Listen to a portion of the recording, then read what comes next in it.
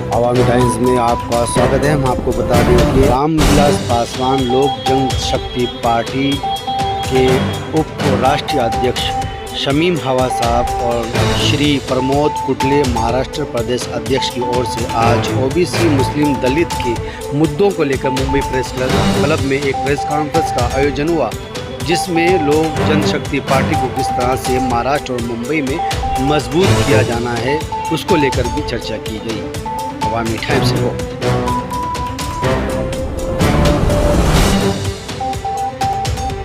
दलित मुस्लिम OBC इन लोगों का जो फंड्स है वो महाराष्ट्र सरकार और जगह ट्रांसफ़र कर रही है। इसका विरोध करना हमारा काम होता है। इसलिए हमने आज के प्रेस में ये निश्चय किया है कि ये जो महाराष्ट्र के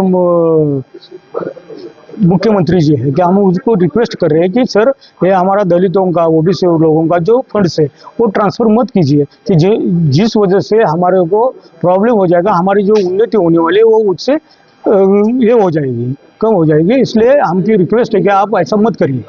आने वाले बीएमसी आगामी चुनाव जिस तरह से है उसको लेकर के किस तरह से आपकी भूमिका रहेगी, क्या कंटिन्यूस हम हमारे जो बम्बई प्रदेश के अध्यक्ष हैं उनके साथ हम बातचीत करके हमारा सब कार्यकर्ताओं का एक गट्टा हम ये करेंगे कि हमारे उपनगर में कितने अपने कार्यकर्ता कितने जगह हम चुनाव लड़ सकते हैं और कितनी जगह हम यश प्राप्त कर सकते हैं, ये देखने के लिए हम रुके। अभी 1-2-3-4 दिन में हम एक पार्टी का एक बैठक लेंगे, उसमें हम डिस्कशन करके हमारे जो राष्ट्रीय उपाध्यक्ष जी है उनको हम सब बात बता के हम पूरे मुंबई के चुनाव में हम कितने सीट लड़ सकते हैं इसका जायजा लेंगे।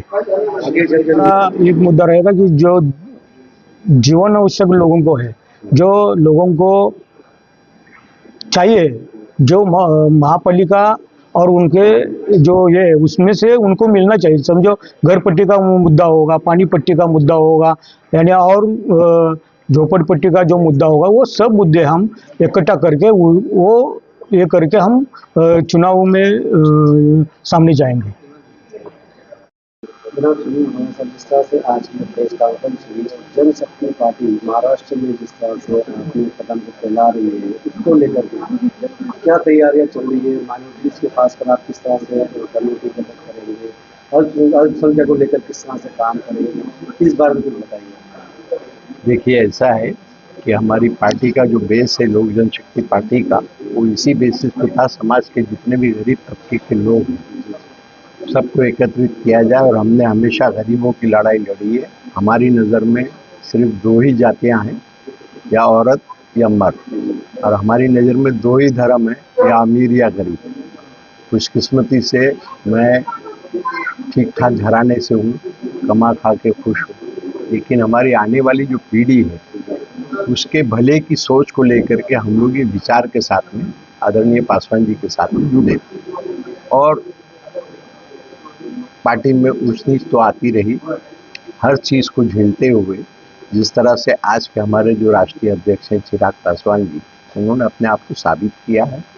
उनके हाथों को मजबूत करना, उनके फैलाए हुए जो पासवान जी के विचार है उसको घर घर तक पहुंचाना, इसी को हम लोग एक मिशन लेकर के आगे चले हुए हैं।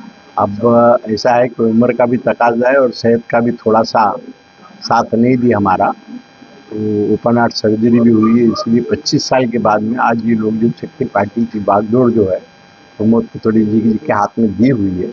और माइनॉरिटी के बारे में हमारा विजन बिल्कुल क्लियर है। आज पार्टी में जो मान सम्मान माइनॉरिटी के लोगों को कहीं नहीं मिलता है वो कम से कम हमारी पार्टी में तो है ही।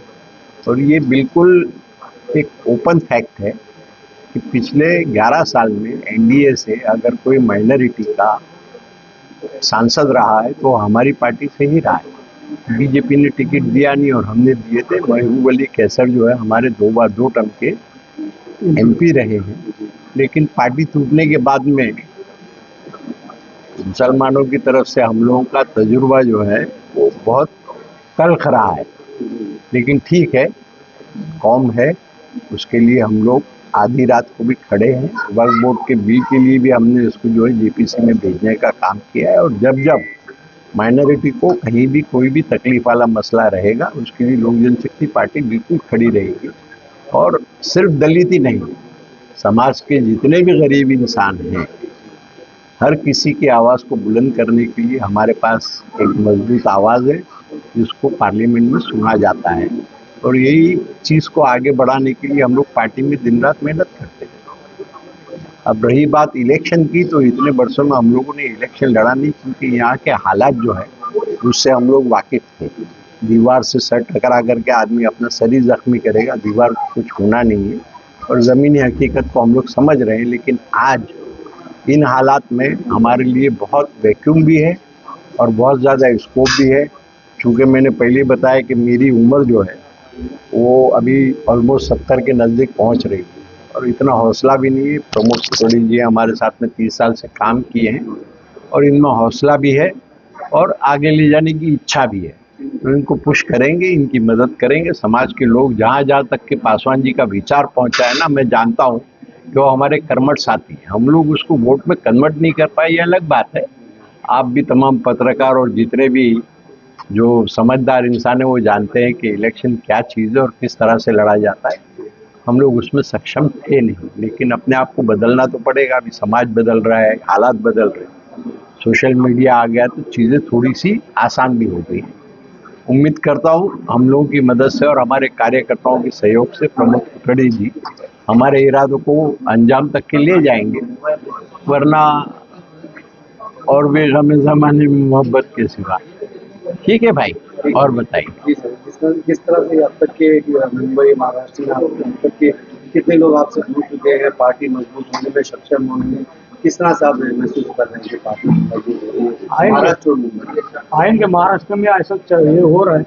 अभी शरद पवार गुट से कई लोग अभी जुड़ रहे हैं, और भी कोई जो पार्टियां हैं वहाँ से हमारे पास साथ आ रहे हैं। तो हमारे पूर्व जो लोग थे वो भी साथ में जुड़ रहे हैं। हम डिस्कशन करके उनको लेना नहीं लेना, बाद में हमारे जो कार्यकर्ता पहले से काम करें उनको तो पद देना चाहिए। उनको पार्टी में उन्होंने पार्टी बड़ी की है, उनको तो साथ में रहना चाहिए। बाद में आने वाले और नहीं आने वाले उनको भी लेके, सब लोगों को लेके पार्टी को बढ़ाने की हमारी